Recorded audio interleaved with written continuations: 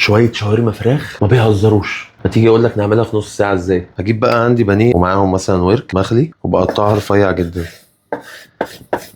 بالشكل ده. ورك مخلي كده، وبرده بقطعه كده شرايح رفيعه.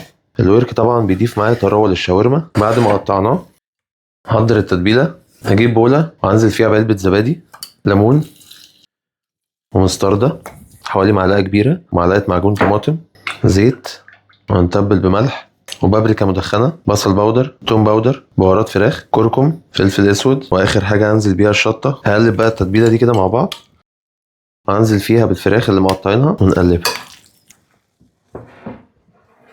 هنغطيها وهندخلها التلاجة بالتتبيلة دي لمدة ساعة أو أكتر. بعد ساعة كده بقى في التلاجة هجيب طاسة، هنزل بزيت، هنزل بالشاورما، وبعد كده هديها تقليبة. ممكن اخد حتة كده كده يستوت معانا. دلوقتي بقى نحضر أحلى سندوتش. هجيب تومية، أنا كنت عامل لكم التومية قبل كده. هاخد بقى من الفراخ التحفة دي.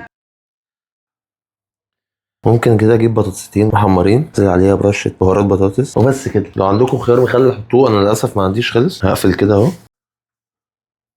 هجيب كده طاسه، هنزل كده بسن الزيت، هنزل بالسندوتش دي ضغطه كده كده اتحمر من الجنب ده، اقلبه على الجنب التاني.